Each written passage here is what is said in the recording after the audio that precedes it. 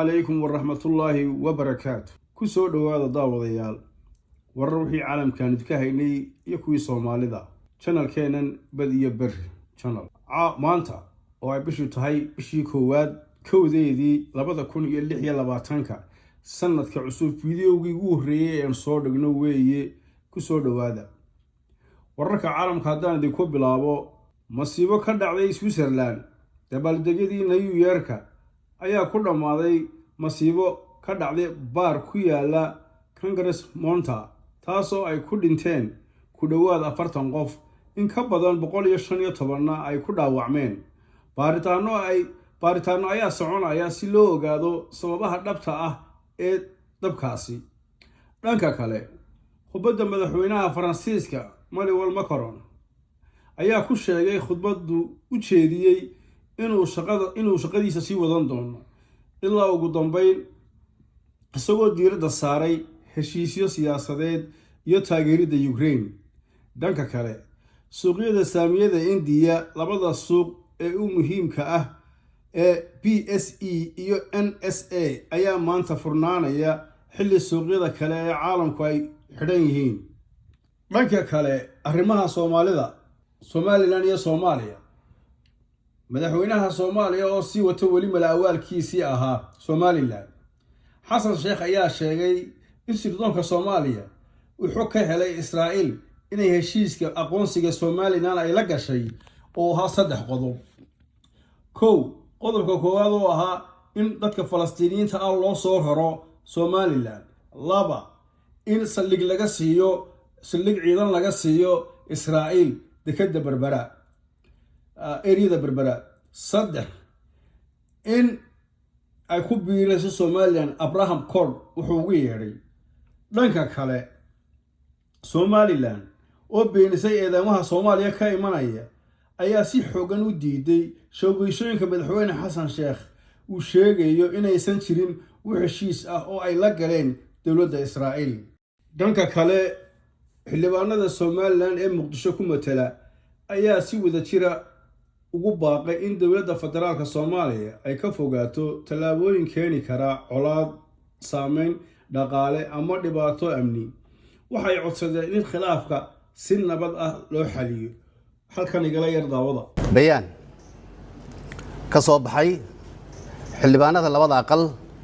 iyo siyaasiyiinta ka soo jeeda Somaliland hordhac dadka Somaliland waxay halgan dheer u galeen inay madaxbanaanidooda ka qaataan boqortooyada Ingiriiska oo xukumaysay Somaliland British Protectorate muddo ku dhow 80 sanadood waxa jiray kacdoon gumaysidiid ah oo aad u ballaadhnaa oo ay horkacayeen shacabku sida hoggaanka dhaqanka suugaanyahanada culimadiinka hase ahaatee muddooyinkii dambe waxaa sidoo kale hana qaaday xisbiyo xornimadoon ah sida Somali National League oo loo soo gaabin jiray SNL iyo National United Front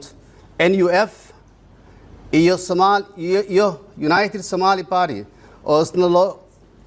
loo soo gaabin jiray USP dadaal dheer oo xornimadoon ah kadib Somaliland waxay hanatay madaxbanaanideedii 26 Juun 1960 Somaliland waxay la midowday Soomaaliya 1 July 1960 oo ku beegnayd isla maalintii ay Soomaaliya xornimadeeda ka qaadatay gumeystihii Talyaaniga waxa xusid mudan in markii ay midoobeen labada dawladood ay mid waliba lahayd haykal dawladnimo oo dhameystiran markii la dhisay dawladii midowga nasiib darro waxay noqotay dawlad koonfureed dadka ka soo jeeda Somalilandna waxay arkeen in aan loo qaybsan awoodda siyaasadeed si cadaalad ah oo ka turjumaysa midowgii labadii dawladood ee midoobay waxa ayana ka sii darayd muddadii dawladda militarigu dalka ka arriminaysay laga soo bilaabo 1969 ilaa 1991 oo dadka Somaliland dega la kulmeen cadaadis bulsho mid dhaqaale iyo mid siyaasadeed talaxumadii dowladdii militariga ahayd waxay aakhirkii keentay xasuuq burbur baahsan iyo barakicin ay dowladdii Soomaaliyeed u geysatay shacabka reer Somaliland. taasi waxay keentay in dadka Soomaaliyeed kala dhaqaaqaan tan iyo maalintii ay dowladda dhexe burburtay 1991kiina oo ay ka soo wareegtay 34 sanadood. midnimadii Jamhuuriyadda Soomaaliyeed way kala qaarnayd ama way kala dhantaan. dhanka kale Israa'iil waxay si rasmi ah u aqoonsatay Jamhuuriyadda Somaliland inay tahay dal madax bannaan. labada dhinac waxay kala saxeexdeen bayaan wadajir ah oo ku salaysan heshiisyada Abraham. madaxweynaha Somaliland ayaa lagu ammaanay hogaamintiisa laguna marti qaadayo booqasho rasmi ah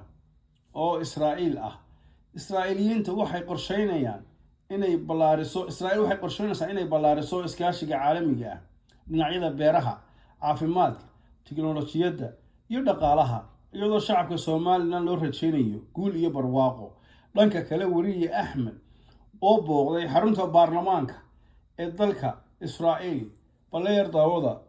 Axmed sidoo soo duubay. salaamaya waxaan ka soo baxay runtii xaruntii baarlamaanka gudaha waxa ka socda ma imagine gareyn kartaan waxa gudaha ka socda oo Somaliland sida loogu hanweeyay xildhibaanada halkan jooga madaxda halkan joogta they are really excited marka Somalilandriska insha Allah madaxweynaha Somaliland halkan uu iman doonaa dheedka iyo waqtiga xukuumadaha iyo dawladaha ka wada hadli doona marka